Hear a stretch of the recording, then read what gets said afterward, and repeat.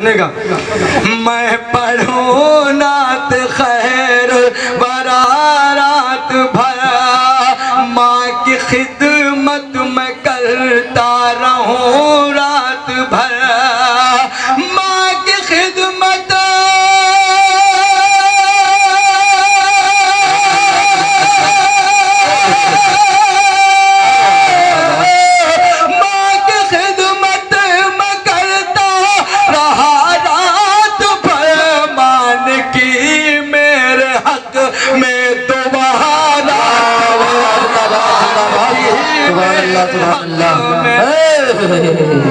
اور زندہ باد ادا کر مان کی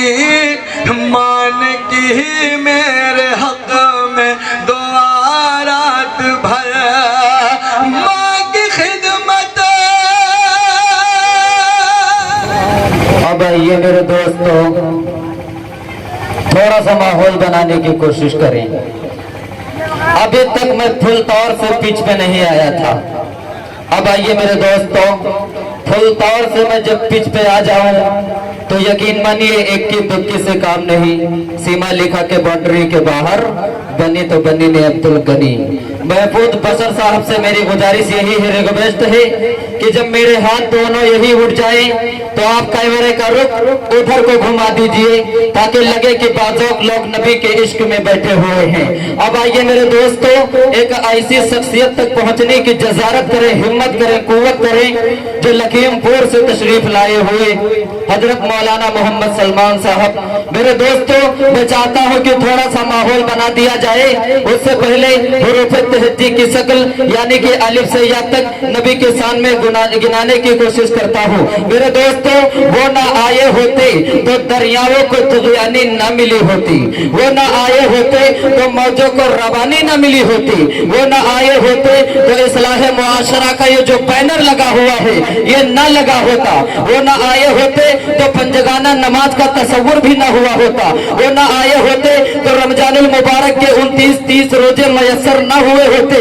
ارے کہنے کی اجازت دے تو میں کہہ ڈالوں کہ وہ نہ آئے ہوتے تو رب کا پتہ بھی نہ ملا ہوتا۔ تیرے بوریے پر سلام ہو کہ وقارے تک مٹا دیا، تیرے جھوپڑے پر درود ہو کہ زمین کو عرش بنا دیا، تیرے فکر و فاقہ نے حل کیے ہیں معاشیات کے مسئلے کہ تیری غریبی نے ہم غریبوں کو زندہ رہنا سکھا دیا۔ میرے دوستو آپ تو دیکھتے جائیے کہ حضرت آمنہ فرماتی ہے کہ یہ بچہ جب سے میرے پیٹ میں آیا ہے، میرے پیٹ میں جنم لیا ہے، میرے بدن میں آیا ہے، میرے سکم میں آیا ہے، میرے بدن خون میں ہکتے ہیں، میں جب رات کی تاریکی میں سو جاتی ہوں چاند ستارے عقیدت سے جھک کر سلام کرتے ہوئے نظر آتے ہیں۔ حضرت آمنہ فرماتی ہے کہ یہ بچہ جب سے میرے پیٹ میں آیا ہے، میرے جسم میں آیا ہے، میرے سکم میں آیا ہے، میں جب اپنے سہیلیوں کے ساتھ کنویں کو پانی بھرنے کے لیے جاتی ہوں کنویں کا پانی اچھل کر استقبال کرتا ہوا نظر آتا ہے۔ حضرت آمنہ فرماتی ہے کہ یہ بچہ جب سے میرے پیٹ میں آیا ہے، میرے پیٹ میں جنم لیا ہے، میرے بدن خون میں ہکتے ہیں، میں جب اپنے سہیلیوں کے ساتھ پتھریلی زمین پہ چلتی ہوں پتھر میرے قدموں میں لگتے ہیں تو پتھر نہیں گلاب کا پھول محسوس کرتی ہوں۔ حضرت عبدالمطلب فرماتے ہیں ارے بیٹی بتا تو صحیح کہ اتنا مہنگا عطر لائی کہاں سے، لگائی کہاں سے؟ حضرت عبدالمطلب فرماتے ہیں، حضرت آمنہ فرماتی ہے کہ عطر کا مہکنا دور کی بات، در و دیوار کا مہکنا دور کی بات، میں جہاں میں دھوپ دیتی ہوں وہاں کی زمین خوشبودار ہو جاتی ہے۔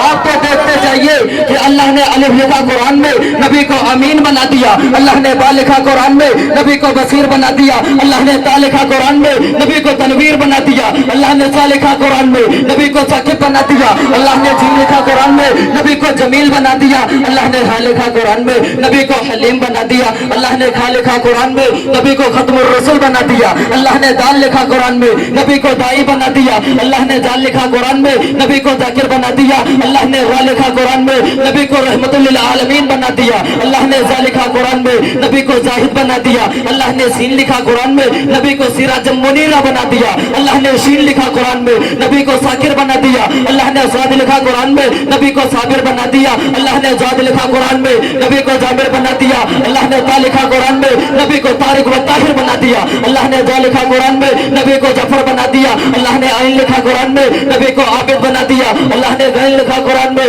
नबी को गुयूर बना दिया, अल्लाह ने फा लिखा कुरान में, नबी को फातहुल मक्का बना दिया, अल्लाह ने काफ लिखा कुरान में, नबी को कवि बना दिया, अल्लाह ने काफ लिखा कुरान में, नबी को करीम बना दिया, अल्लाह ने लाम लिखा कुरान में, नबी को लईक बना दिया, अल्लाह ने मीम लिखा कुरान में, नबी को मसीर बना दिया, अल्लाह ने नून लिखा कुरान में, नबी को नजीर बना दिया, अल्लाह ने वाव लिखा कुरान में, नबी को वाइद बना दिया, अल्लाह ने हा लिखा कुरान में, नबी को हादी बना दिया, और अल्लाह ने या लिखा कुरान में, नबी को यासीन बना दिया।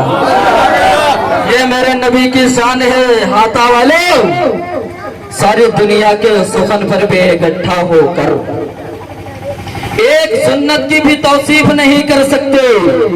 अरे आपका चेहरे अनवर तो बहुत दूर की बात, आपके जूते की तारीफ नहीं कर सकते। आपका चेहरे अनवर तो बहुत दूर की बात, आपके जूते की तारीफ नहीं कर सकते। बहुत बहुत करम नवाजिश। अब आइए मेरे दोस्तों, बड़ी तेजी के साथ सफर तय करते हुए, अपनी मुझसे कम करते हुए, हजरत मौलाना मोहम्मद सलमान साहब मजाहिरी लखीमपुरी से इस वक्त मैं गुजारिश करता हूँ कि हजरत वाला डायज पर तशरीफ लाए और अपने खिताबत से हम सामईन को महदूद करें कि हुर जन्नत से निकल आए तो जन्नत कैसी। बोलिए सुभान अल्लाह, और पढ़ के बोले सुभान अल्लाह। आप बोलना सीखे तो कलेजा नहीं कलेजी निकाल के रख दूंगा। और धड़क के बोले सुभान अल्लाह कि हुर जन्नत से निकल आए तो जन्नत कैसी। अरे बेटी बाजार की जीनत हो तो इज्जत कैसी। और तंग दस्ती में भी रख लेते हैं नफली रोजा, हम गरीबों के लिए भोग की शिद्दत कैसी। हम गरीबों के लिए भोग की शिद्दत कैसी। डाइस पर हजरत वाला हजरत मौलाना मोहम्मद सलमान साहब मजाहिरी लखीमपुरी। अस्सलामु अलैकुम व रहमतुल्लाहि व बरकातुहू। अल्हम्दुलिल्लाह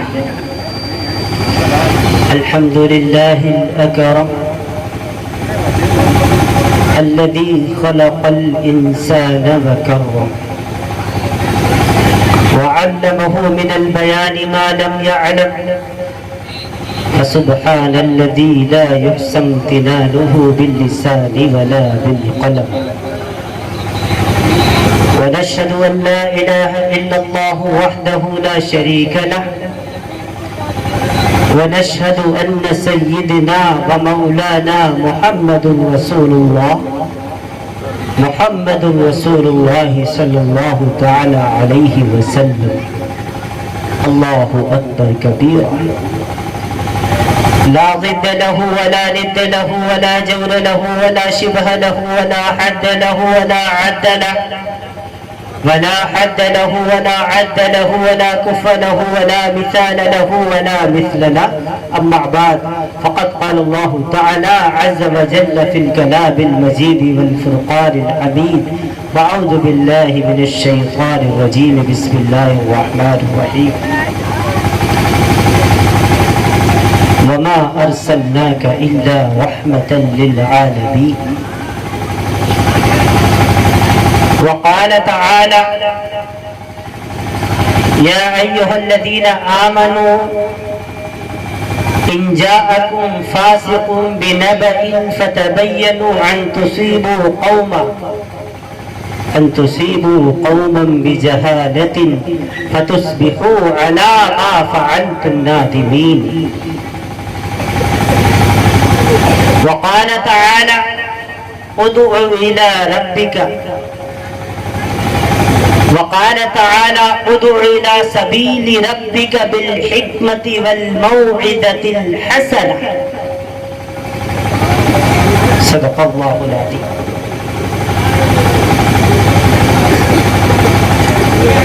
عن أبي هريرة رضي الله تعالى عنه قال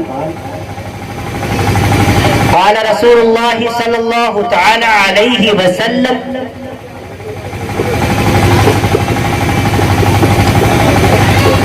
إذا رأيتم الذين يسبون أصحابي فقولوا لعنة الله على شركم. رواه الترمذي.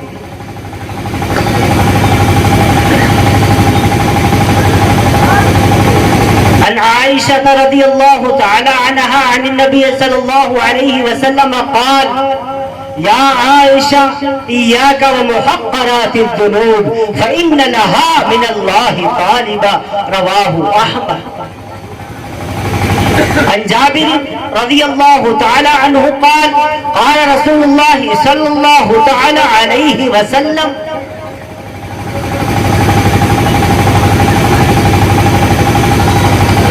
من سر وعلى يد لا تسبوا أصحابي فلو أن أحدكم أنفق مثل أحد ذهب ما بلغ مد أحدهم ولا نصيفا رواه مسلم. عن عثمان بن عفان رضي الله تعالى عنه قال قال رسول الله صلى الله تعالى عليه وسلم خيركم من تعلم القرآن وعلمه رواه البخاري. عن بريدة عن أبيه عن النبي صلى الله عليه وسلم من قرأ القرآن يتكل به الناس جاء يوم القيامة وجهه عدم ليس عليه لحم.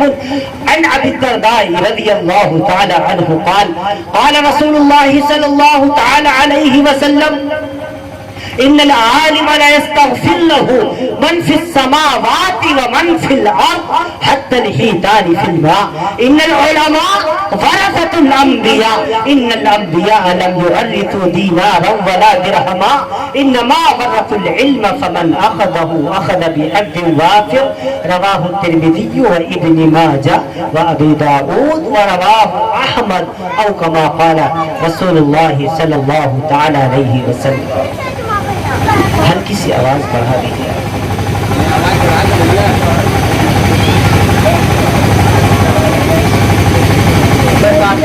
منفعت ایک ہے اس قوم کی نقصان بھی ایک.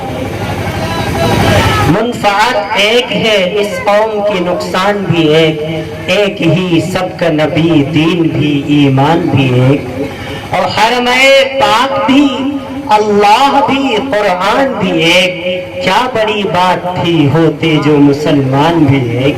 فرقہ بندی ہے کہیں اور کہیں جاتے ہیں کیا زمانے میں پنپنے کی یہی باتیں ہیں.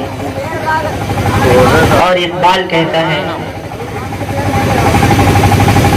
ہم ہیں آپس میں غضبناک وہ صحابہ کرام آپس میں رحیم. محققین نے محدثین نے مفسرین نے ایک تعداد بتائی صحابہ کرام کہ وہ صحابہ کرام جنہوں نے رسول عربی احمد مصطفیٰ محمد مصطفیٰ صلی اللہ علیہ وسلم کے دست نبوت پر ایمان قبول کیا ان کی تعداد 1,75,000 پہلی روایت. ان صحابہ کرام کی تعداد کم و بیش 1,29,000 دوسری روایت. کم و بیش 4 لاکھ ان کی تعداد آخری روایت. ان صحابہ کرام کے بارے میں علامہ اقبال کہتے ہیں ہم ہیں آپس میں غضبناک وہ آپس میں رحیم. ہم خطا کارو خطا بھی وہ خطا پوشو کریم. اور چاہتے سب ہیں کہ ہو عوض ثریا پہ مقیم. ہر شخص چاہتا ہے اللہ اس کو عزت بخش دے. ہر شخص چاہتا ہے اللہ اس کو دولت بخش دے. ہر شخص چاہتا ہے اللہ اس کو شہرت بخش دے. چاہتے سب ہیں کہ ہو عوض ثریا پہ مقیم. پہلے ویسا کوئی افغان بھی ہو تم سبھی کچھ ہو بتاؤ تو مسلمان بھی ہو. قلب میں سوز نہیں روح میں احساس نہیں کچھ بھی پیغام محمد کا تمہیں پاس نہیں. کہ محمد سے وفا تو نے تو ہم تیرے ہیں. یہ جہاں چیز ہے کیا لوح و قلم تیرے ہیں. اللہ رب العالمین کے بے انتہا فضل و احسان سے آج سرزمین ہاتھا سورت گنج کے قریب کا علاقہ اللہ تعالیٰ نے حاضری کا شرف بخشا. اس جلسے کے اولین داعی جناب حافظ مستقیم صاحب انہوں نے یہ تاریخ درج فرمائی. علاقے سے اچھی طریقے سے میں واقف ہوں. دور دراز سے لوگ بھی تشریف لائے ہیں. सूरत गंज के इलाके से, फूलपुर के इलाके से और एक खतरनाक बरैया के इलाके से भी लोग आए हुए हैं। अल्लाह मियाँ बरैया वालों को सलामत रखे। पहली मरतबा जब बरैया वालों ने तारीख ली, अभी 5 नवंबर को फिर तारीख ले ली, मैंने पूछा कहाँ आना है, कहा बरैया में। मैंने कहा मैं नहीं आऊँगा, मेरे बहुत चढ़ती है। बाद में वहाँ जाके पता चला कि बरैया वाले शहद की मक्खी के शहद से ज़्यादा मीठे। हमारे मास्टर साहब सामने बैठे हुए हैं। इधर हमारे अब्दुल हफीज़ भाई, कोई इनको अब्दुल हफीज़ के नाम से नहीं जानता, ढोढ़े बिरयानी वाले। अल्लाह अल्लाह, इतना अच्छा नाम है अब्दुल हफीज़, नाम रख दिया ढोढ़े। मैंने पहली मर्तबा सुना तो मैं समझा कि टेढ़े टेढ़े चलते होंगे, इसीलिए इन्हें ढोढ़े कह दिया। बाद में अच्छे खासे आदमी बेचारे मोटे ताजे तंदुरुस्त मोहब्बत करने वाले, नाम रख दिया ढोढ़े बिरयानी वाले। इन्होंने एक मर्तबा फ़ोन किया, ट्रू कॉलर पे फिर सर्च हुआ, ढोढ़े बिरयानी वाले का फ़ोन आ रहा है। मैंने कहा गूगल भी जान गए इनको नाम ढोढ़े ही है। नाम अच्छे रखा करो, बिगाड़ा ना करो, अच्छा खासा नाम है अब्दुल हफीज़। हफीज़ अल्लाह रब्बुल आलमीन का नाम है, हिफाजत करने वाला। हाँ, इतना अच्छा नाम है अब्दुल हफीज़, हिफाजत करने वाले का बंदा। कितना अच्छा नाम है, माना कितना अच्छा, और रख दिया ढोढ़े। हमारे नाम ऐसे ही होते हैं। अल्लाह अल्लाह आप सबको सलामत रखे। ये बात मैंने ऐसी तफरीहन कह दी। अल्लाह ताला आप सबको सलामत रखे। बड़े अच्छे लोग हैं यहाँ, अंदाज़ा नहीं था इतना मजमा कसीर हो जाएगा। हमारी बहनें, हमारी माएँ, बेटियाँ, बच्चियाँ भी बैठी हुई हैं, सुन रही हैं। कुछ ये बच्चे यहाँ पर डिस्टर्ब कर रहे हैं। अब इन बच्चों को सबको, चूँकि मैं मुदर्रिस भी हूँ, मैं मुर्गा बहुत जल्दी बना देता हूँ और देसी मुर्गा बनाता हूँ, याद रखना। अब अगर कोई शैतानी करेगा वो देसी मुर्गा बनेगा और तब तक बना रहेगा जब तक दुआ नहीं हो जाएगी। समझ लो हाल क्या होगा। तो खामोशी से बैठना, वरना आपके अब्बा को बुला के ऐसी आपको सजा दिलवाऊंगा कि आपकी अम्मा भी याद रखेंगे। समझ गए? तो अब तो कोई शैतानी नहीं करेगा, खामोश बैठोगे। हाँ, याद रखना। अल्लाह ताला आप सबको सलामत रखे। रबीउल अव्वल का महीना, रबी कहते हैं बहार को, अव्वल कहते हैं पहले को। तो रबीउल अव्वल का महीना क्या माना क्या हुआ? पहली बहार। रबीउल अव्वल का महीना कितनी तारीख है भाई रबीउल अव्वल की? आज याद है? कितनी तारीख है? अच्छा, माशाल्लाह याद है। हाँ, इसी महीने में आका मदनी सल्लल्लाहु अलैहि वसल्लम दुनिया में तशरीफ लाए थे। आपको ये भी याद है? रबीउल अव्वल के महीने में अक्सर सीरत के जलसे होते हैं, आप जरा जानते हैं। रबी कहते हैं बहार को। बहार तभी आएगी जब उससे पहले खिजा होगी। ये वही माह मुबारक है जिसमें आका मदनी सल्लल्लाहु अलैहि वसल्लम दुनिया में तशरीफ लाए थे। तारीख कौन सी थी इस बहस में पढ़ने की जरूरत नहीं है। मुत्तफिक सारे इस बात पर है कि महीना यही था।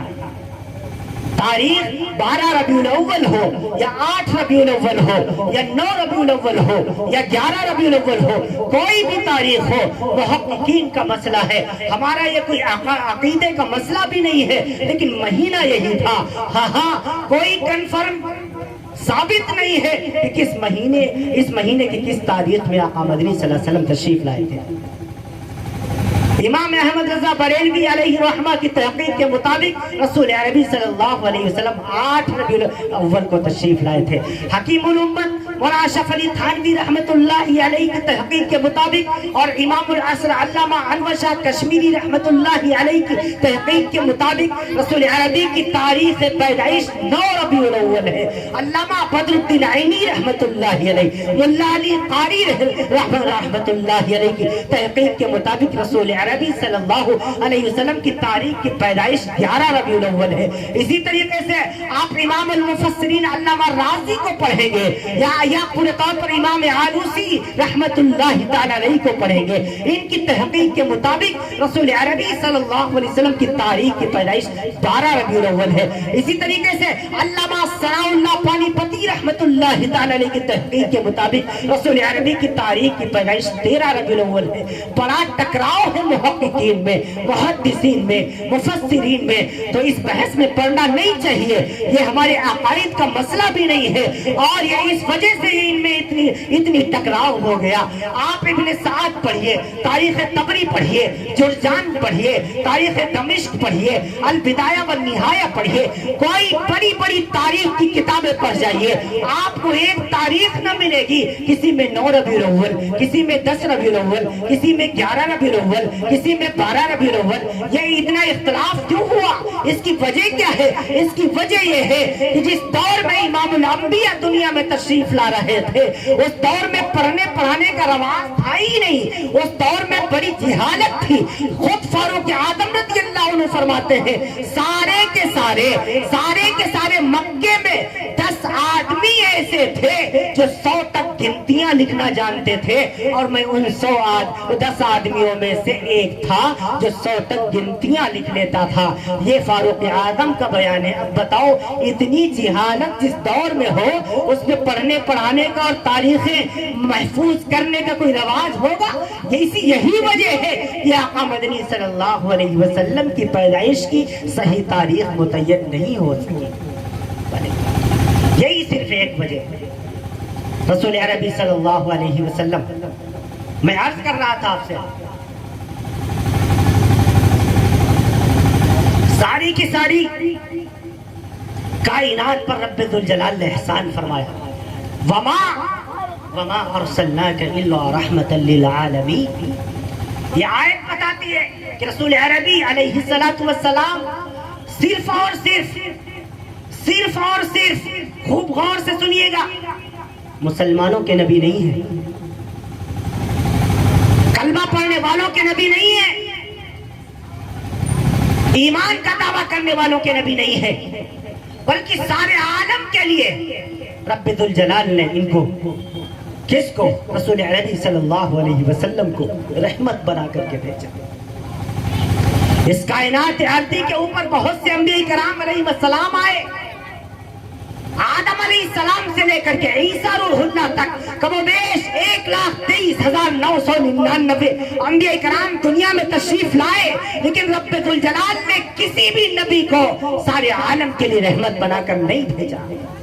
کسی کو ایک قریے کے لیے، گاؤں کے لیے، کسی کو ایک بستی کے لیے، کسی کو ایک شہر کے لیے، کسی کو ایک خطے کے لیے، کسی کو ایک ملک کے لیے، لیکن سارے عالم کا نبی بنا کر رب ذوالجلال نے صرف اور صرف امام الانبیاء احمد مجتبیٰ محمد مصطفیٰ صلی اللہ علیہ وسلم کو بھیجا. کسی نبی کی نبوت قیامت تک نہیں، صرف ہمارے نبی کی نبوت قیامت تک ہے. کسی نبی کی شریعت قیامت تک نہیں، صرف ہمارے نبی کی شریعت قیامت تک ہے.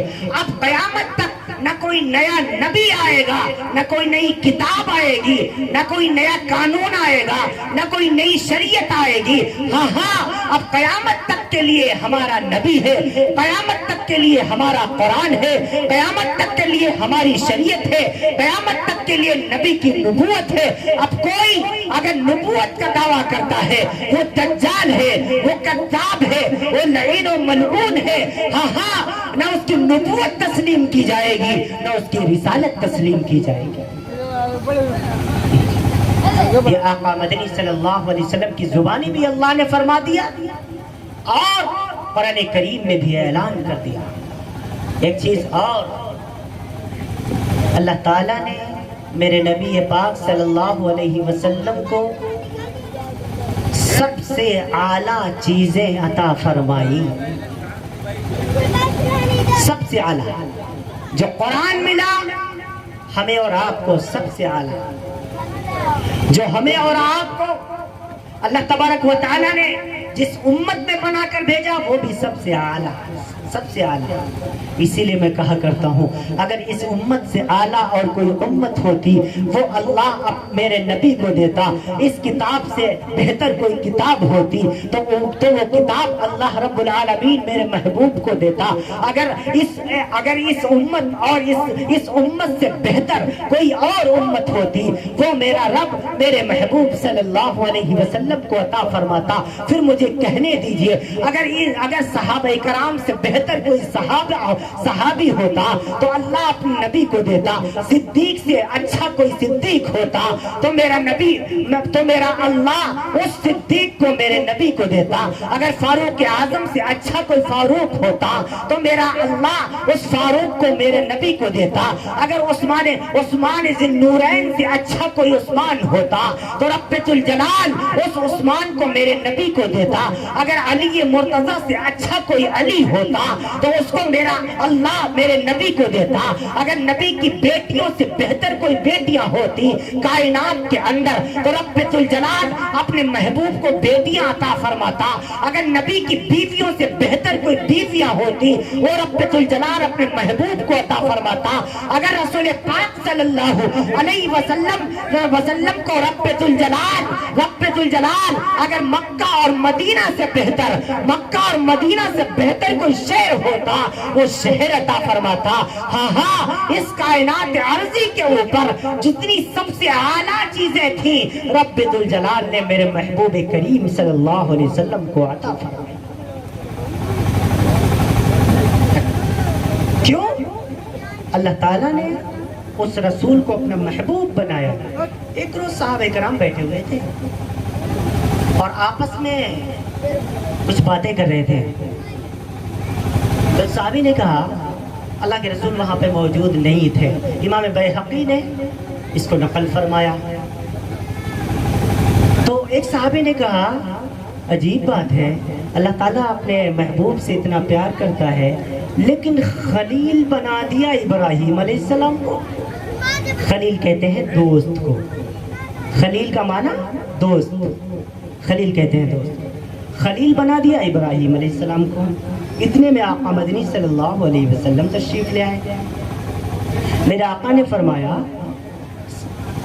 صحابہ کرام سے کہ آپ لوگ کس چیز کے بارے میں باتیں کر رہے ہیں؟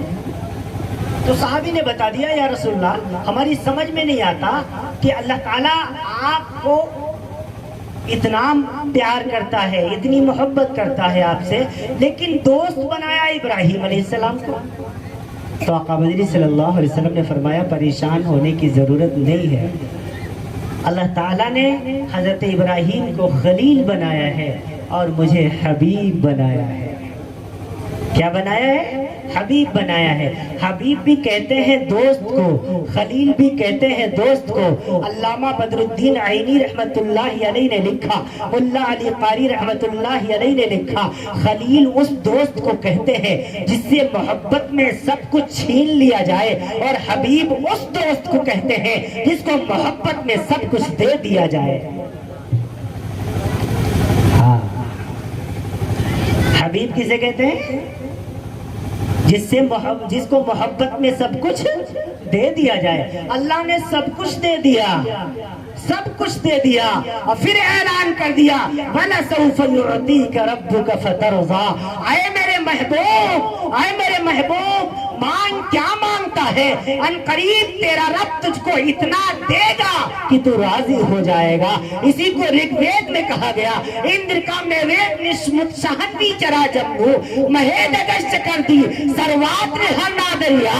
ہاں جا جا جا جا جا جا اے اندر جگہ جا کر کے اس دیوتا کو، اس فرشتے صفت انسان کو، اس سے کہہ دے جا کر کے وہ اپنے رب کی تپسیا کرے، رب کی بھکتی کرے، رب کی وندنا کرے، رب کی ارچنا کرے، اسی کے سامنے سر کو جھکائے، اسی کو اپنا گاڈ مانے، اسی کو اپنا رب مانے، لا الہ الا اللہ، اور وہ اپنی زبان سے اس بات کا اقرار کرے اللہ کے سوا کوئی اللہ نہیں، اللہ کے سوا کوئی اللہ نہیں، لا الہ ہرنے پاپم الا اللہ پرم پدم ہتاونی کنٹ پراپت جیتی جیسے نام محمد۔ جاؤ اعلان کر دو، جو اس اللہ کو ایک مان لے گا اور اس کے رسول کو رسول مان لے گا، اس کے حکموں پر چلے گا، اس کی بتائی ہوئی باتوں پر چلے گا، تو کیا ہوگا؟ ہر نے پاپن، اس کے پاپ دھل جائیں گے، وہ گناہوں سے پاک ہو جائے گا۔ ہاں ہاں کنٹ پراپت جیتی جس پہ نام محمد.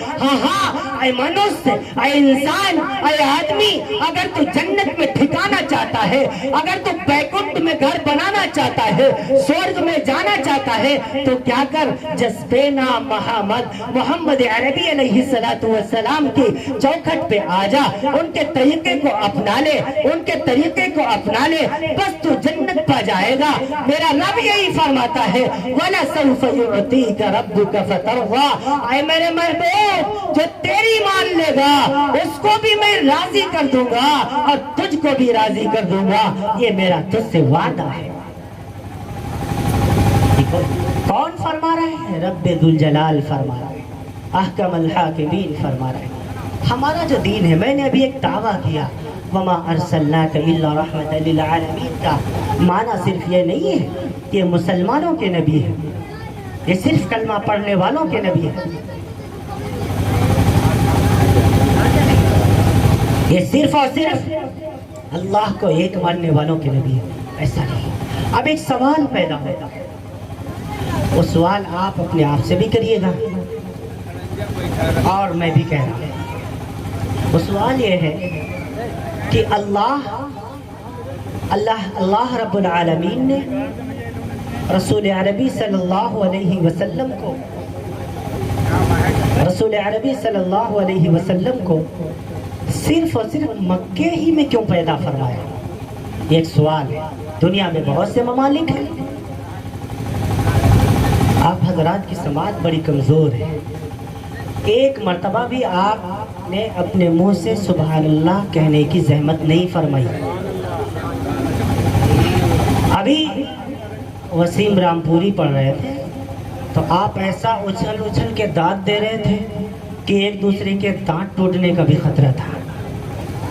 میں آپ سے ایسی داد بھی نہیں مانگتا, لیکن اتنی خاموشی سے آپ کو سننے کا عادی بھی نہیں بنانا چاہتا. وہ جو پڑھ رہے تھے وہ دل سے پڑھ رہے تھے, میں کیا صرف پھپھڑوں سے سنا رہا ہوں آپ کو؟ میں بھی تو دل سے سنا رہا ہوں. اتنی تحقیق ان کی نہیں جتنی مجھے کرنی پڑتی ہے, اتنا مطالعہ انہیں نہیں جتنا مجھے کرنا پڑتا ہے. یہ آپ حضرات برا مت ماننا, یہ آپ حضرات علماء کرام کی ناقدری کرتے ہیں. میں یہ نہیں کہتا کہ آپ شعراء کو نوازیں نا, انہیں داد نہ دیں, داد بھی دیں, خاج بھی دیں, کھجلی بھی دیں, لیکن کچھ تو میرے حصے کا بھی رکھیے. اگر قاری ظہیر صاحب اگر دل سے پڑھتے ہیں تو میں صرف پھپھڑوں سے تو نہیں پڑھ رہا, میں بھی تو آپ سے توقع رکھتا ہوں کہ آپ تھوڑا سبحان اللہ کہیں. یہ اس وجہ سے نہیں کہ مجھے اچھا لگے گا, اس وجہ سے تاکہ مجھے پتا چلے کہ آپ کی سمجھ میں آ رہا ہے, تاکہ مجھے پتا چلے کہ آپ زندہ ہیں, تاکہ مجھے یہ بھی پتا چلے کہ آپ پورے طور پر جاگ رہے ہیں. ہمیں ایسا لگتا ہے کہ آپ رکھے ہوئے ہیں, کوئی آ کر کے بٹھا گیا ہے گلدستے کی طرح, آپ رکھے ہوئے ہیں. سبحان اللہ بھی منہ سے نہیں نکلتا, الحمدللہ بھی منہ سے نہیں نکلتا, اللہ اکبر بھی منہ سے نہیں نکلتا. یہ کیا ہے؟ جب کوئی بات کہی جائے, کوئی بات سمجھ میں آ جائے تو اس پر سبحان اللہ کہنا یہ نبی پاک صلی اللہ علیہ وسلم کے صحابہ کی سنت ہے. میرے آقا نے فرمایا کل تسبیحۃ صدقہ, ہر سبحان اللہ صدقہ ہے. کل تحمیدۃ صدقہ, ہر الحمدللہ صدقہ ہے. کل تکبیرۃ صدقہ, ہر اللہ اکبر صدقہ ہے. کل تحلیلۃ صدقہ, ہر لا الہ الا اللہ صدقہ ہے. ہاں اللہ آپ کو صدقے کا ثواب دینا چاہتا ہے اور آپ گونگے بنے بیٹھے ہوئے ہو. نہیں سمجھ میں آیا, ابھی بھی نہیں سمجھ میں آیا. ارے پیچھے والوں زندہ ہو تو زندہ ہونے کا ثبوت تو دو, ایک مرتبہ کہو بلند آواز سے سبحان اللہ. ماشاءاللہ ماشاءاللہ, اب لگ رہا ہے زندہ ہو. ویسے لگ رہا تھا پتہ نہیں کہاں بیٹھے رکھے ہوئے ہو خالی. میں عرض کر دوں آپ سے, یہ اس قوم کی سب سے بڑی کمزوری یہی ہے کہ اس نے بولنا چھوڑ دیا. اس نے بولنا چھوڑ دیا, بزدلوں کی طرح بیٹھے رہتے ہو. ارے خوب سبحان اللہ الحمدللہ کہا کرو. اگر یہی میں خطاب دارالعلوم دیوبند کے اندر کر رہا ہوتا یا مذاہب علوم کے اندر تو میں یہی خطاب کر رہا ہوتا تو سبحان اللہ الحمدللہ سے اس اس کی دیواریں بھی گونج رہی ہوتی، اور یہ ہاتھا پور والے اللہ معاف کرے۔ میں عرض کر دوں، میں نے سوال کیا تھا؟ ایک سوال یہ تھا کہ ساری دنیا میں سے اللہ رب العالمین نے صرف اور صرف عرب کو کیوں چنا؟ عرب کو کیوں چنا؟ اسی میں آقا مدنی صلی اللہ علیہ وسلم کیوں پیدا فرمایا؟ اس کی ایک بڑی وجہ یہ ہے، علماء کرام نے لکھا ہے ساری دنیا کے 265 ممالک میں سے ایک ملک ایسا نہیں تھا سوائے عرب کے جہاں پورے طور پر باپ اپنی بیٹیوں کو زندہ زمین میں دفن کرتا۔ یہ بیماری صرف اور صرف کہاں تھی؟ عرب کنٹریز میں لوگ زندہ اپنی بچیوں کو زمین میں دفن کر دیا کرتے تھے۔ قرآن کریم میں ہے نا وَإِذَا الْمَوْءُودَةُ سُئِلَتْ بِأَيِّ ذَنبٍ قُتِلَتْ، میں قیامت کے دن ان بچیوں کو زندہ کروں گا اور ان سے پوچھوں گا بتاؤ کس جرم میں تمہیں قتل کیا گیا تھا۔ آقا مدنی صلی اللہ علیہ وسلم بیٹھے ہوئے ہیں، ایک صحابی آئے، حلقت یا رسول اللہ کے رسول میں برباد ہو گیا، ہلاک ہو گیا۔ کیوں، کیا ہوا؟ کہا یا رسول اللہ زمانے جاہلیت کی بات ہے، آپ نے اس وقت نبوت کا اعلان نہیں فرمایا تھا، آپ نے رسالت کا اعلان نہیں فرمایا تھا۔ ہاں یا رسول اللہ میں جہالت کے اندھیرے میں پڑا ہوا تھا، میں تاجر آدمی ہوں، میں کبھی تجارت کے لیے یمن جاتا تھا، کبھی فلسطین جاتا تھا، کبھی تہران جاتا تھا، کبھی لبنان جاتا تھا۔ یا رسول اللہ جس وقت میں حمل پورے طور پر جس وقت میں سفر پہ روانہ ہوا اس وقت میری بیوی حمل سے تھی، میری بیوی پیٹ سے تھی۔ یا رسول اللہ جب میں چلنے لگا تو میں نے اپنی بیوی سے کہا دیکھو گھر میں اگر بیٹا پیدا ہو تو اسے سنبھالنا بڑا کرنا، لیکن اگر بیٹی پیدا ہو تو اس کو ختم کر دینا، اس کو قتل کر دینا۔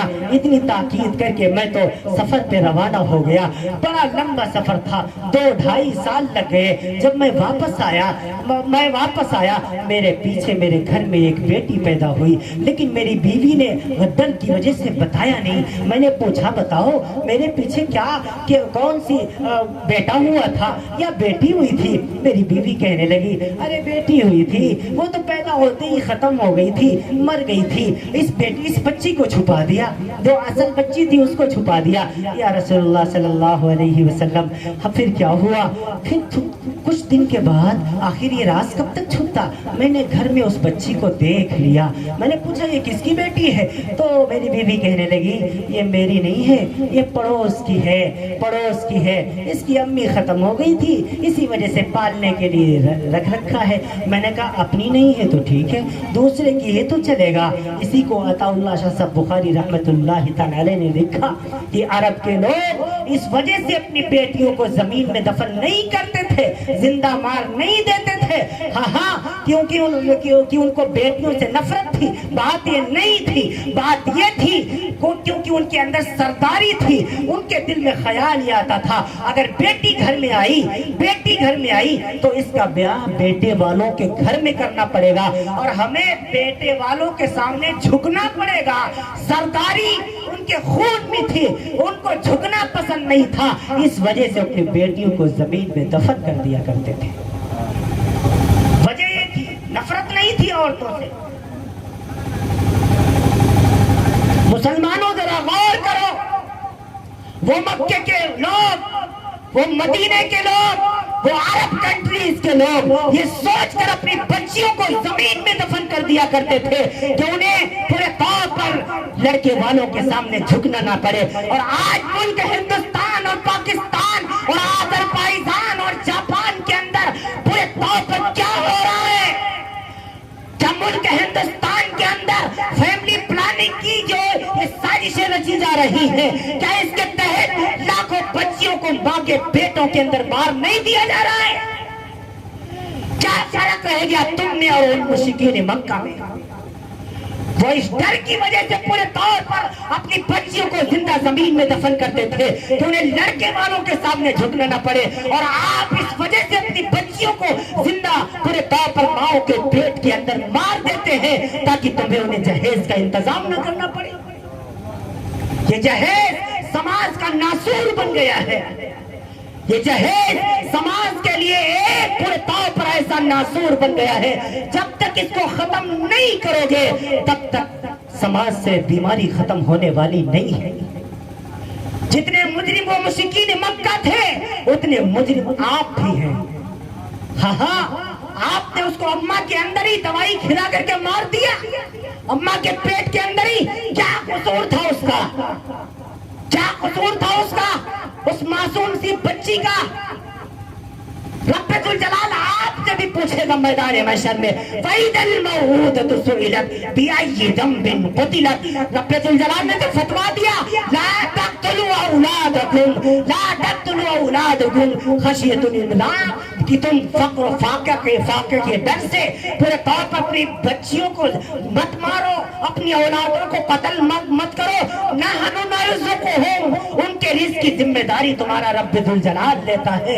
ہاں وما من دابۃ فی الارض الا علی اللہ رزقها، جتنی بھی مخلوقات اس کائنات عرضی پر ہوئے 18,000، میں تحقیق کے ساتھ یہ بات نہیں پیش کر سکا آج تک، یہ تو کم و بیش کا لفظ لگایا جاتا، کم و بیش 18,000 مخلوقات، ورنہ کتنی سمندر کے اندر کی مخلوقات ہیں جن کا علم آج بندے کو نہیں ہے، کتنی فضاؤں میں ہیں، کتنی خلاؤں میں ہیں، کتنی ہواؤں میں ہیں، کتنی زمین کے اندر ہیں، کتنی زمین کے اوپر ہیں، ہم کو اور آپ کو نہیں پتا۔ میں بھوپال کے اندر تھا، مدھیہ پردیش کی راجدھانی بھوپال، وہاں کوئی کیڑا نامی میں نے کتاب پڑھی، اس میں لکھا ہوا تھا رب ذوالجلال نے 10,500 قسم کے کیٹ پتنگے پیدا فرما دیے ہیں جو یہ اڑے اڑے روشنی کے پیچھے پڑے رہتے ہیں۔ بتاؤ کہ ہم کہاں ان کی تعداد کا علم حاصل کر سکتے ہیں؟ حیات الحیوان میں علامہ شمس الدین التبریزی رحمت اللہ علیہ نے لکھا، رب ذوالجلال ایک مہینے کے اندر سمندر میں 17.5 کروڑ ارب مچھلیاں پیدا فرما دیتا ہے۔ سبحان اللہ کہیے، یہ رب ذوالجلال کی وحدانیت ہے۔ کہاں ہم اللہ کی مخلوق کی گنتی کر پائیں گے؟ صرف سمندر کی مخلوق کی گنتی کرنے پر اگر آ جاؤ گے تو کوئی نہیں کر سکا، دنیا کا کوئی سائنسدان، دنیا کا کوئی بھی پورے طور پر ماہر فلکیات یا ماہر سمکیات نہیں بتا سکا کہ رب ذوالجلال نے سمندر کے اندر کتنی قسم کے مخلوقات کو پیدا کیا ہوا ہے۔ ہاں میں بھوپال کے اندر تھا، وہی میں نے پڑھا کہ رب ذوالجلال نے 3.25 لاکھ قسم کے درخت پیدا فرما دیے ہیں اور 1250 قسمیں دھان کی پیدا فرما دی ہے۔ پنساری سے پوچھئے گا بیٹا تمہیں کتنے دھانوں کے نام یاد ہیں، وہ بتا نہ پائے گا۔ یہ رب ذوالجلال کی قدرت ہے۔ تو رب اعلان کرتا ہے، اے لوگوں تم فقر و فاقہ کے ڈر سے اپنی اولادوں کو قتل نہ کرو، ان کے رزق کا ذمہ تمہارے رب ذوالجلال نے لیا ہوا ہے۔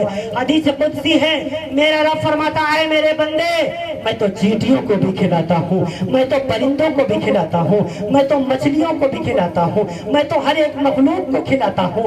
ہاں تم تو میری سب سے اچھی مخلوق ہو، کہ تم پورے طور پر تم میری سب سے اچھی مخلوق ہو۔ تم میرا جب کہنا مانو گے تو کیا میں تمہیں نہیں کھلاؤں گا؟ ضرور کھلاؤں گا، ضرور کھلاؤں گا۔ موسیٰ علیہ السلام کوہ طور پر گئے، رب ذوالجلال نے فرمایا اے موسیٰ تمہارے پیر کے درمیان جو پتھر ہے اسے اٹھاؤ۔ موسیٰ علیہ السلام نے پتھر کا ٹکڑا اٹھایا، فرمایا اسے توڑو۔ جب اس کو توڑا تو اس کے اندر ایک کیڑا تھا اور اس کیڑے کے منہ میں ہری گھاس تھی۔ میرے رب نے فرمایا اے موسیٰ تم کو پتا ہے اس پتھر کے اندر اس کیڑے کے منہ میں ہری گھاس پہنچانے والا کون ہے؟ موسیٰ علیہ السلام پکار اٹھے، ذالکم اللہ ربکم الحق، ہاں اللہ تیرے سوا کون ہے؟ فرمایا موسیٰ جو اللہ اس کیڑے کو بھوکا نہیں رہنے دیتا پتھر کے اندر، وہ تمہیں کیسے بھوکا رہنے دے گا؟ تو صحابی کہنے لگے یا رسول اللہ صلی اللہ علیہ وسلم میری اس بچی پر نظر پڑ گئی، میں نے پوچھ لیا یہ بچی کس کی ہے؟ تو بتایا کیا تھا؟ پڑوس کی ہے۔ بتایا کیا تھا؟ پڑوس کی ہے۔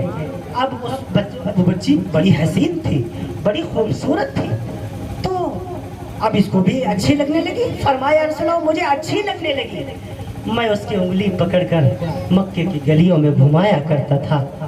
अपने कंधे पर बिठाकर मैं उस बच्ची को मक्के के बाजारों में घुमाया करता था। या रसूलुल्लाह, अब वो बच्ची बड़ी होने लगी, 4-5 साल की हो गई। मेरी बीवी ने देखा कि अब तो इस बच्ची से इनको उन्स हो गया है, मोहब्बत हो गई है, प्यार हो गया है, अब इस बच्ची को ये कुछ ना कहेंगे।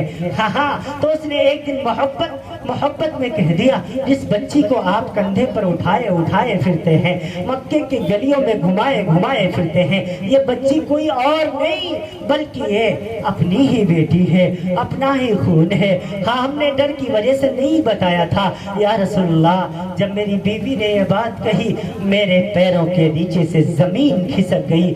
मैं गुस्से में तिलमिला उठा। मैंने अपनी बीवी को गालियां देनी शुरू की, जितनी गालियां दे सकता था अपनी बीवी को उतनी गालियां दी। फिर उस बच्ची को और उसके बालों समेत पकड़कर घसीटना शुरू किया।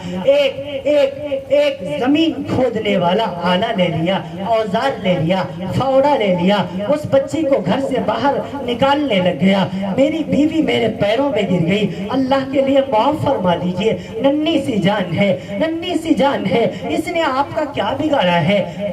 लेकिन मेरे ऊपर तो शैतान सवार था। या रसूलुल्लाह, मैं उसको जंगल में लेकर के चला गया। रास्ते में मेरी बेटी वो पूछती थी, अब्बू जान, बाबा जान, आप मुझे कहाँ लिए जा रहे हैं? मैं उससे कहता था, मैं तुझे जमीन में दफन करने लिए जा रहा हूँ, मैं तुझे जान से मारने लिए जा रहा हूँ, मैं तुझे कब्र में दफन करने लिए जा रहा हूँ। वो मेरी बच्ची मुझसे पूछती थी, बाबा जान, ये दफन होना क्या होता है? कब्र क्या होती है? दफन होना क्या होता है? हाँ, ये जान निकलना क्या होता है? हाय, उस मासूम सी जान को मरना भी कुछ पता नहीं था। उस मासूम सी जान को ये भी पता नहीं था कब्र क्या होती है। उस मासूम सी जान को ये भी पता नहीं था कि कब्र में कैसे दफन किया जाता है। वहाँ मेरे ऊपर तो शैतान सवार था। मैं जंगल में लेकर के गया और उसके लिए कब्र खोदने लग गया। कब्र को और गहरी करने के लिए मैं उसके नीचे उतरा। जब कब्र खूब गहरी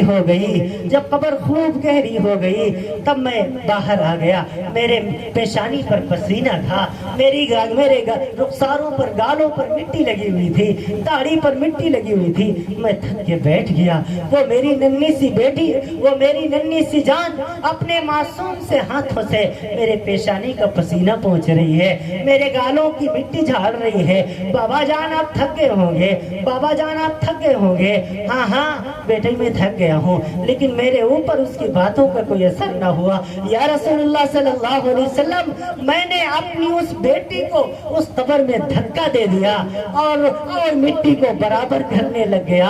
वो मेरी बेटी चिल्लाती रही, बाबा जान, मर रही हूँ, अब्बू जान, दम घुट रहा है, बाबा जान, मेरी जान निकल जाएगी, बाबा जान, मुझे बाहर निकाल लीजिए, अब्बू जान, मैं आज के बाद आपसे खिलौनों की फरमाइश नहीं करूंगी, बाबा जान, मैं आज के बाद आपसे कपड़े भी नहीं मांगूंगी, अब्बू जान, आप मेरी जान बख्श दीजिए, आप रूखी सूखी रोटी मुझे दे दीजिएगा, लेकिन मुझे बचा लीजिए, अब्बू जान, मैं आपसे किसी चीज की फरमाइश नहीं करूंगी, बस मेरी जान बचा लीजिए। या रसूलुल्लाह, लेकिन मेरे ऊपर तो शैतान सवार था, मेरे ऊपर जरा भी रहम नहीं आया। मैंने जिंदा अपनी उस बच्ची को उस कब्र में दफन कर दिया। या रसूलुल्लाह, आज 15 साल हो गए हैं, मुझे मेरी वो बेटी याद आ रही है। वो सहाबी भी रो रहा है, अल्लाह के रसूल भी रो रहे हैं। मेरे नबी सल्लल्लाहु अलैहि वसल्लम ने अपने पेशानी पर यूं हाथ मारा और फरमाया, ओफ, तूने इतना जुल्म किया उस मासूम के ऊपर, वो तुझसे जिंदगी की भीख मांगती रही, लेकिन तेरे ऊपर रहम नहीं आया। वो तुझे अब्बा अब्बा कहती रही, वो तुझे बाबा बाबा कहती रही, लेकिन तुझ पर रहम नहीं आया। हट जा मेरे नजरों के सामने से, कहीं ऐसा ना हो अल्लाह की धरती फटे और तुझे निगल जाए। मेरे नबी रोते हुए मस्जिद नबी तशरीफ लाए और मिंबर पर खड़े होकर ऐलान किया, ऐ लोगों सुनो, रब्बुल जलाल ने अगर किसी को 3 बेटियां दी हो, 3 बेटियां شادی ہو اپنی بیٹیوں کی پیدائش کے موقع پر وہ منہ نہ بنائے، بیوی کو تانے نہ دے، ان کی اچھی تربیت کرے، پڑھائے لکھائے، جب وہ بڑی ہو جائے نیک دیندار گھرانے میں ان کی شادیاں کر دے تو رب ذوالجلال اس والدین کو بغیر حساب کے جنت عطا فرمائے گا۔ ایک صحابی کھڑے ہوئے،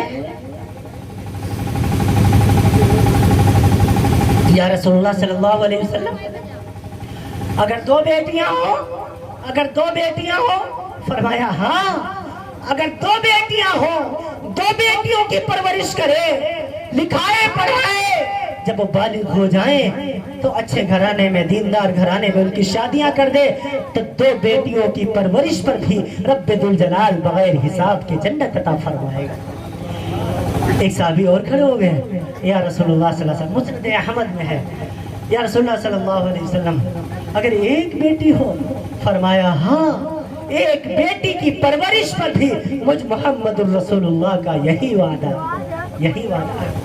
ایک دوسرے صحابی کھڑے ہو گئے، یا رسول اللہ صلی اللہ علیہ وسلم اگر ابا کا انتقال ہو جائے، بہنیں موجود ہوں، بھائی بہنوں کی پرورش کرے، آقا مدنی صلی اللہ علیہ وسلم نے فرمایا ہاں سنو، اگر کسی کے والد کا انتقال ہو جائے اور بھائی اپنے بہنوں کو مارے پیٹے نہیں، منہ نہ بنائے، ان کو اپنے اوپر بوجھ نہ سمجھے، بلکہ ان کو پڑھا لکھا کر بڑا کرے، پھر جب بالغ ہو جائے اچھے گھرانے میں وہ بھائی شادی کر دے اور شادی کے بعد بھی ان کی خیر خواہی کرتا رہے تو اللہ رب العالمین اس بھائی سے اتنا خوش ہو جاتا ہے کہ بغیر حساب کے جنت الفردوس عطا فرما دیتا ہے۔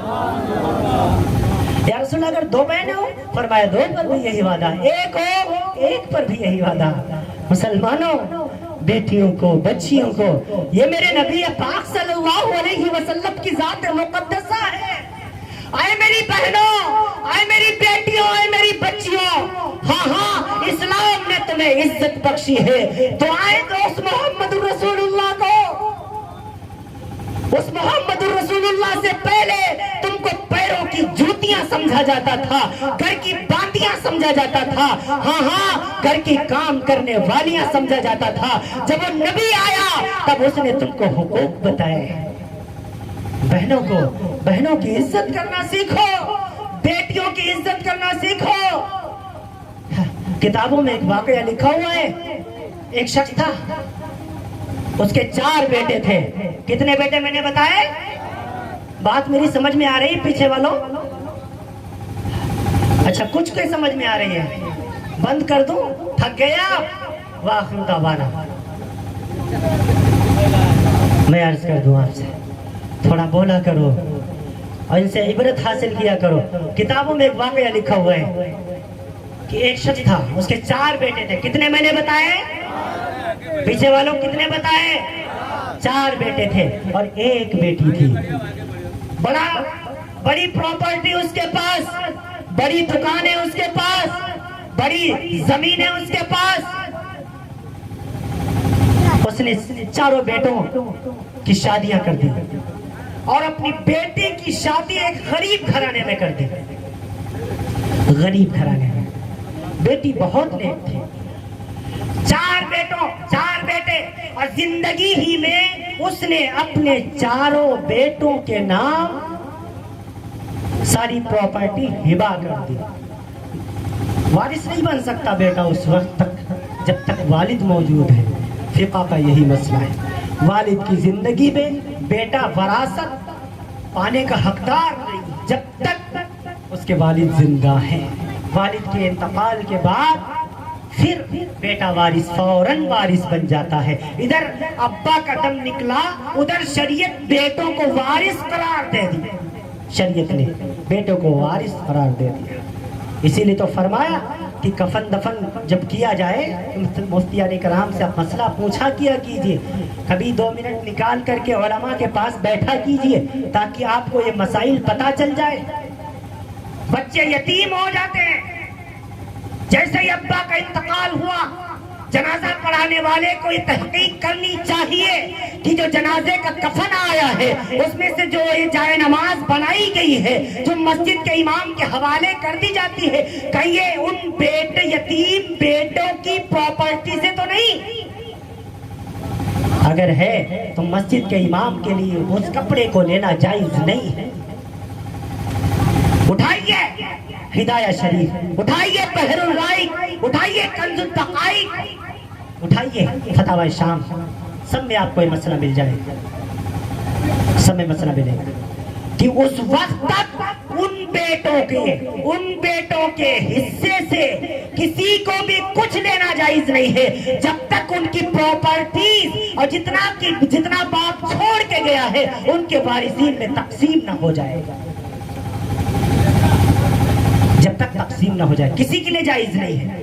हमारे यहाँ रिवाज क्या है, अब्बा का इंतकाल हुआ, उधर डेगे पक गई, नहीं तहकीक किया किसी ने, ये जो बिरयानी बन रही है या इनके पैसों से बन रही है, महल्ले वालों के पैसों से बन रही है। अगर महल्ले वालों के पैसे से बन रही है तब तो दुरुस्त है, और अगर घर वालों के पैसे से बन रही है उसमें अम्मा का भी हिस्सा है, अब्बा का भी हिस्सा है, बहनों का भी हिस्सा है, बेटों का भी हिस्सा है। हाँ, तो बगैर उसमें कुछ बालिग भी होंगे, कुछ नाबालिग भी होंगे, बगैर हिस्सेदार के पास उसका हिस्सा पहुंचे बगैर अगर बन रहा है तो किसी के लिए खाना दुरुस्त नहीं है।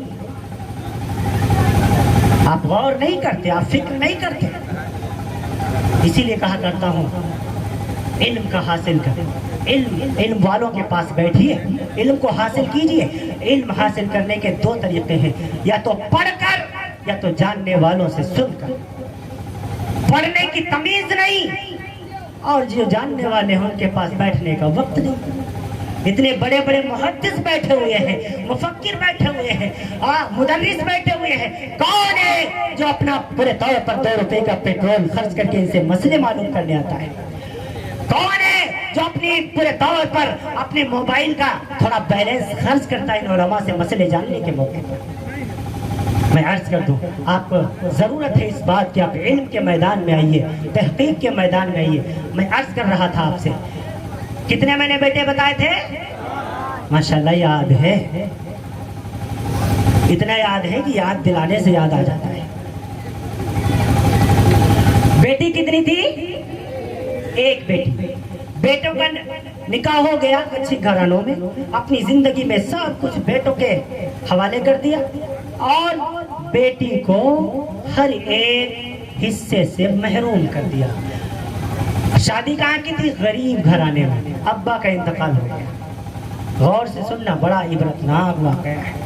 अब्बा का इंतकाल हो गया। अब जब अब्बा को पूरे तौर पर नहला धुला दिया गया, जनाजा तैयार हो गया, और जनाजा ला करके जनाजा गाह में रख दिया। अब जब जनाजा गाह में रखा गया, अगर इमाम साहब आगे आए, और जैसे ही आगे आए फौरन एक शख्स आ गया और आकर के उसने इमाम साहब को आगे बढ़ने से रोक दिया।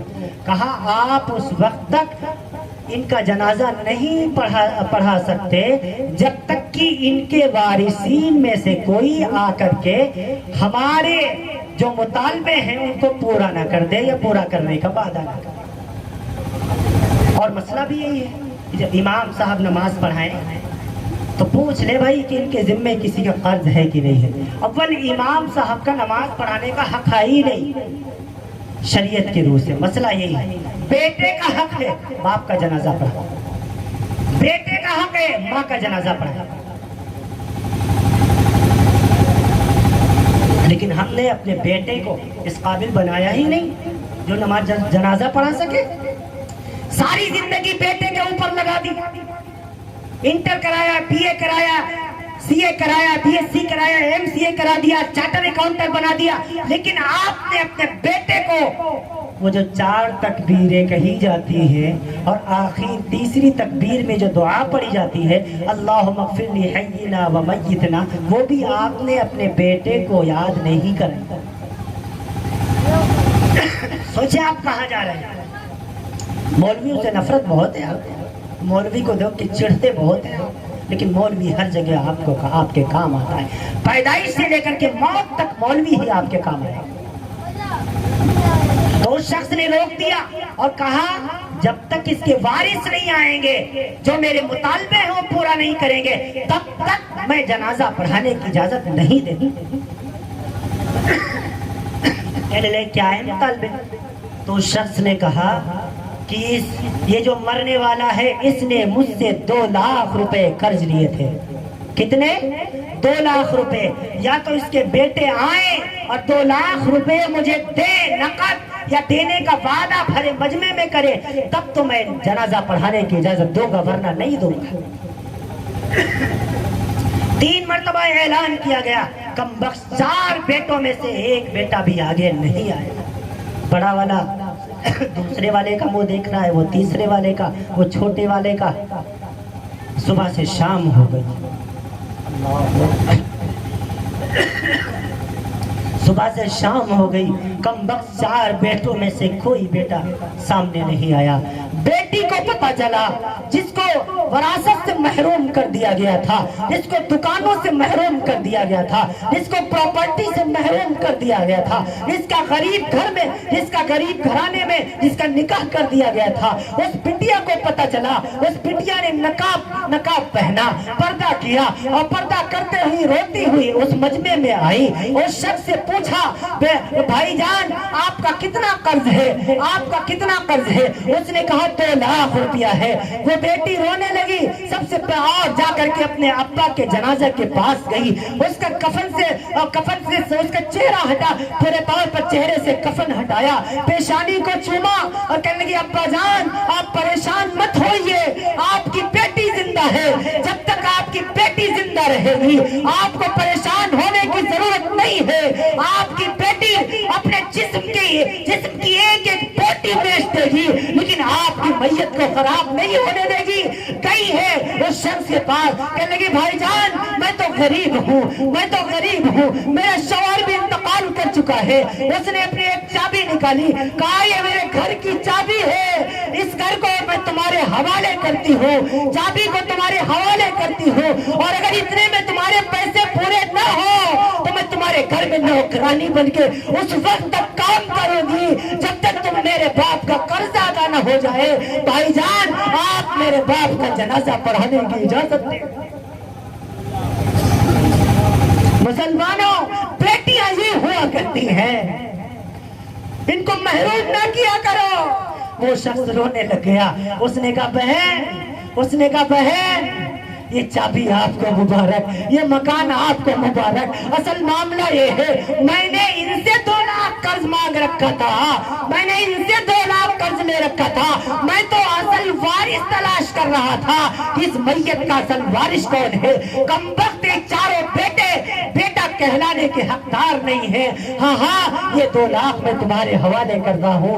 وہ بہن قریب آئی، اپنے بھائیوں کو گھور کے دیکھا، آنکھوں میں آنسو آئے، 2 لاکھ ان کے منہ پہ مارا، کہا ہے میرے لالچی بھائیوں مجھے اس کی ضرورت نہیں ہے، یہ بھی تم اپنے پاس رکھو، یہ تمہیں ہی مبارک ہو۔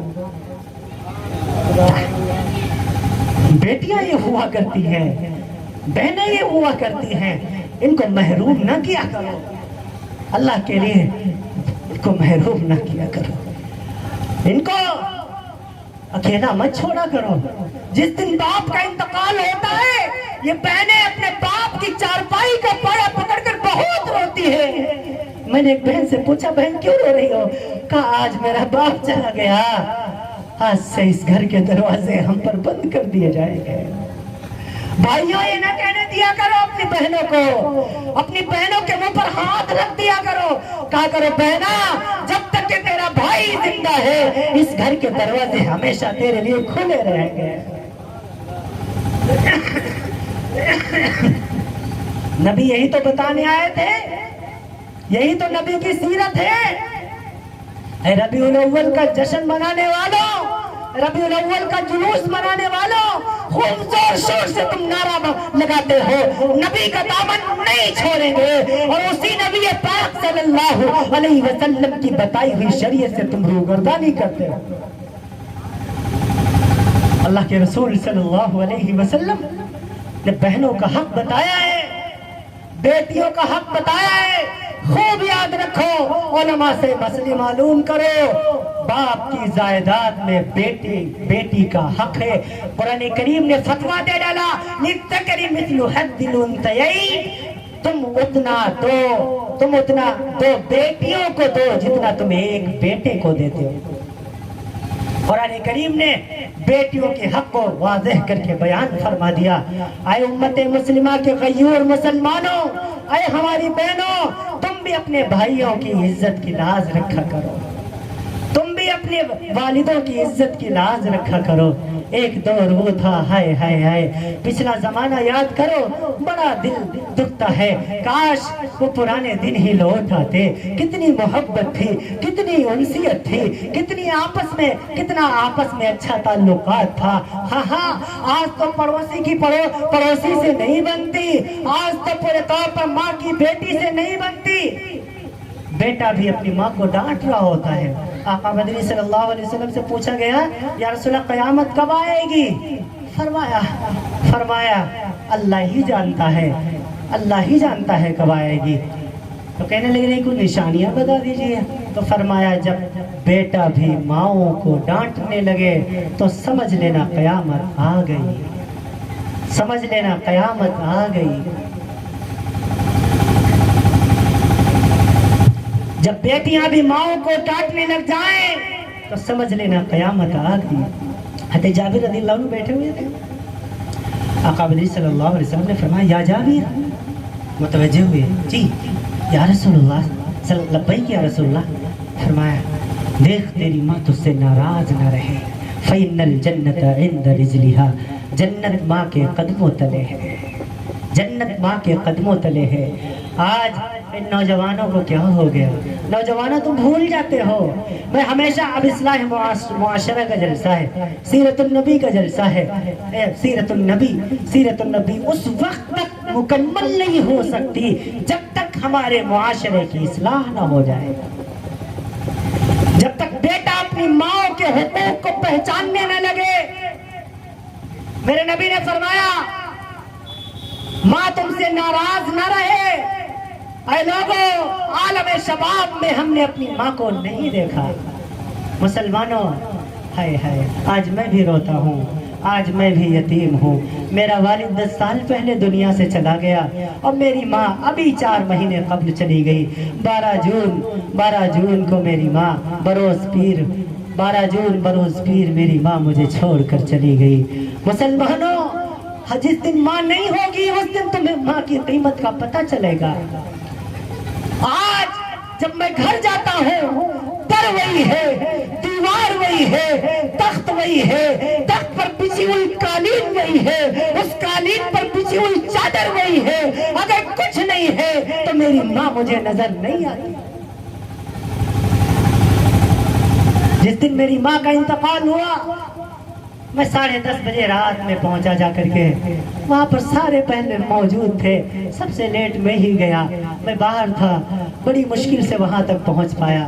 میرا چھوٹا بھائی بھی گھر پہ نہیں تھا، وہ بھی فلائٹ لے کر کے وہاں گھر پہ پہنچا۔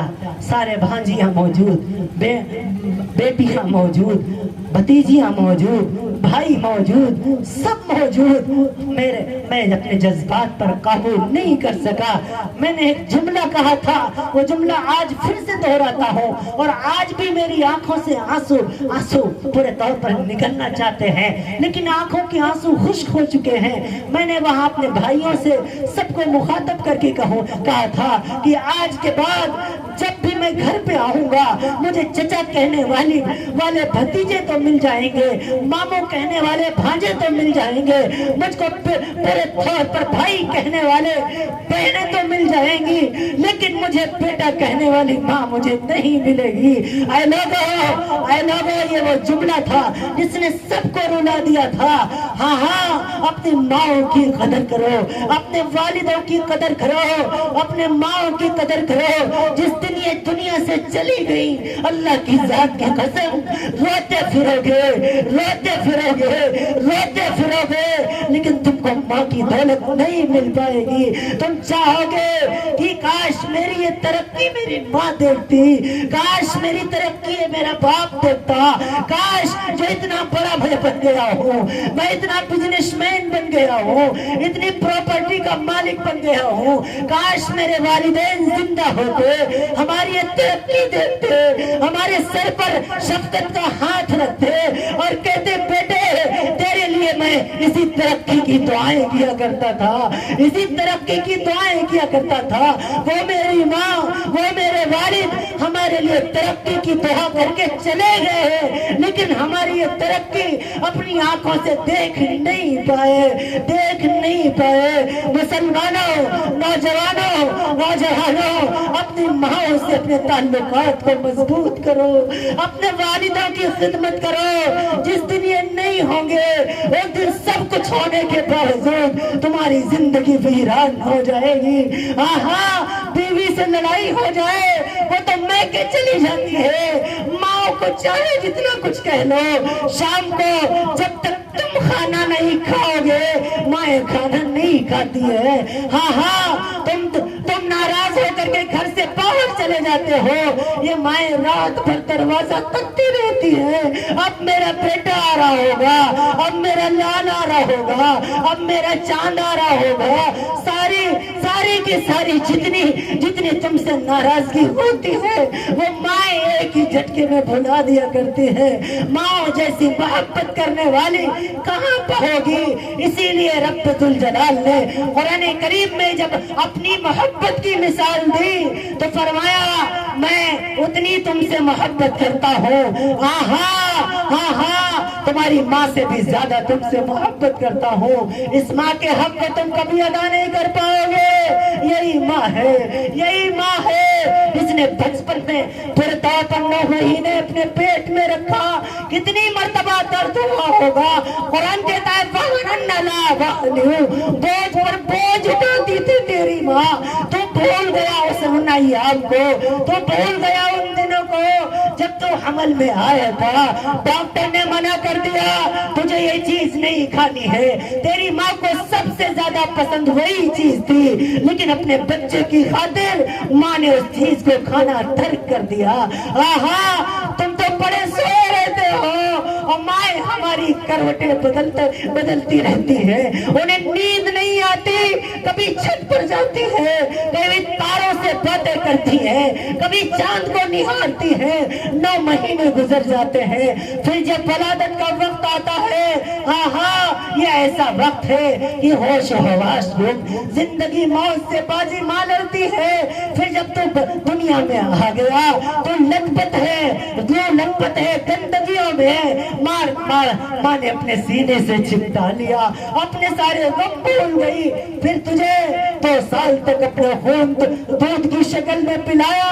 हाँ, फिर सब कुछ अपना कुर्बान कर दिया तेरे ऊपर। जिस दिन से बच्चा पैदा होता है माँ बाप अपने लिए जीना छोड़ देते हैं, औलाद के लिए जीना शुरू कर देते हैं। ईद का मौका आता है, घर में पैसों की कमी है, अम्मा कहती है मेरे लिए कपड़े मत लाना, बिटिया के लिए ले आना ताकि इसकी ईद हो जाए।